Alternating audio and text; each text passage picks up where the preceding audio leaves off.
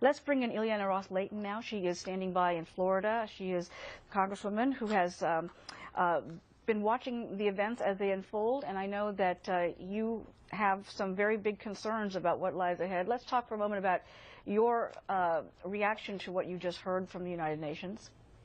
Well, I don't think that this press conference helped President Obama and Secretary Kerry one bit, because it's very clear from this press conference that the inspectors just got back to the Netherlands. Now they're going to do a chemical analysis of what the samples that they've gathered. They're going to make no conclusions yet. And juxtapose that with what the President has said, with what Vice President Biden has said, with what Secretary of State Kerry has said.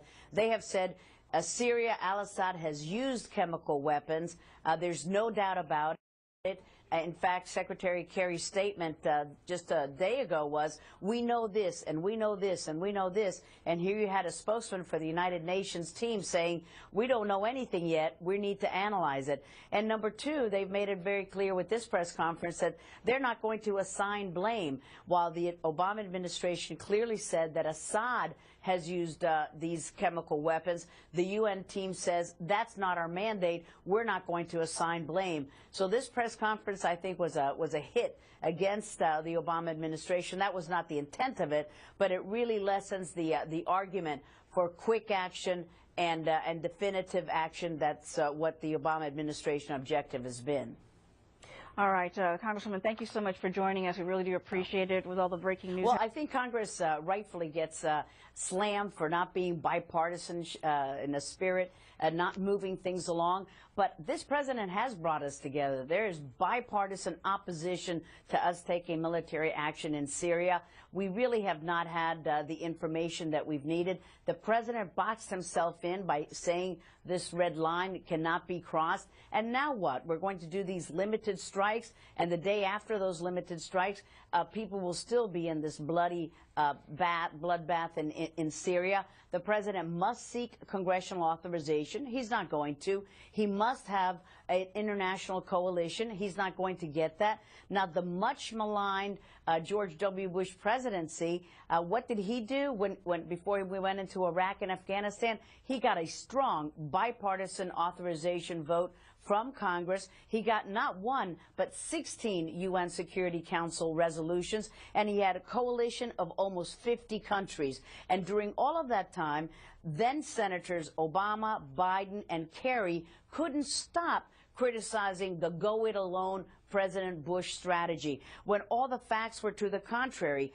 Now juxtapose this with what President Obama is doing. He is going it all alone. Who is with us? France, they just said they'll support it. We don't have any indication that they will get involved.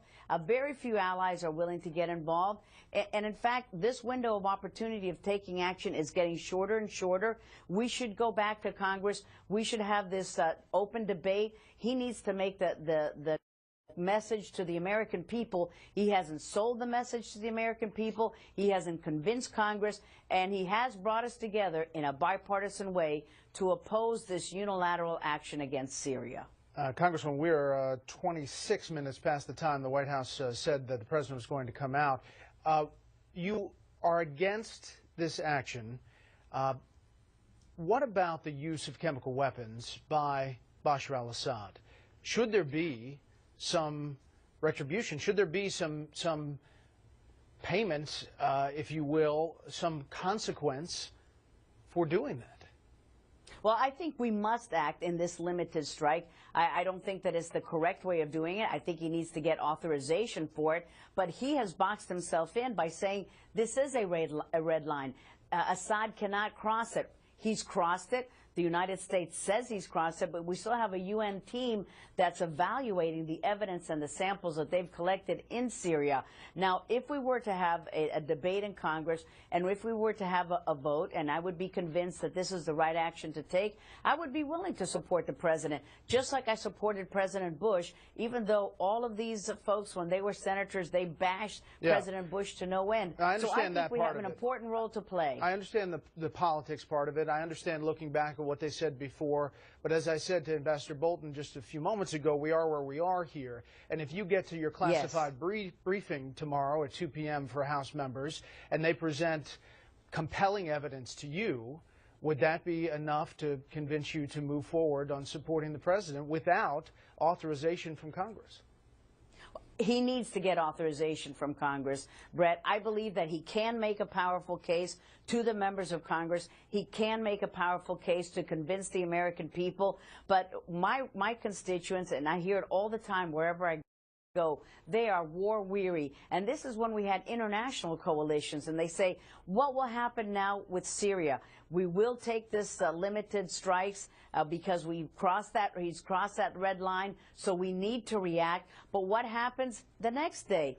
We will have Assad still killing his own people.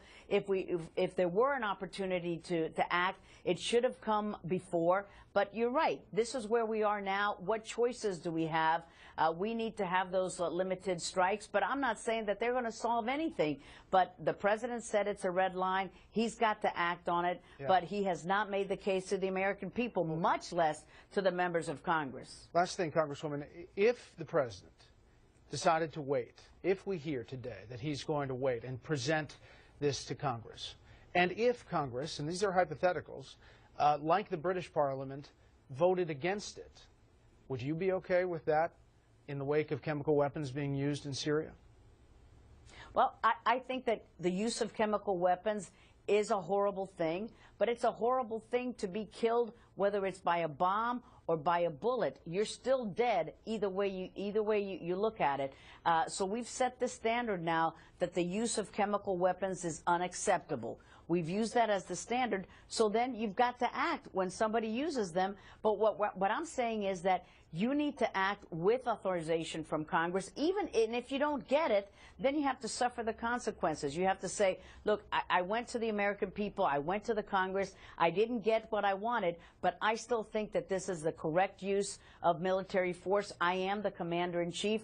Now, I think you would get a lot of opposition for the president's use of the military that way, because it is not his military. It is the military of the United States of America. He is our commander-in-chief. He can use his military options that way, but what a revolution you would have in the country were he to go against Congress. So that's why we should have had congressional authorization in Libya. We set the standard already. He did it himself. We set the standard for not getting not respecting the Constitution, not respecting the War Powers Resolution Act of 1973. He's boxed himself in, and I think that's why we see the teleprompters going up there by the podium, because he doesn't want to make these ad-lib kind of remarks where he's going to find himself in a very difficult situation the day after. So we should be called back. We should have a vote. We should have that classified briefing, because all we've had, Brett, are these unclassified conference calls, and that's not really the information we need.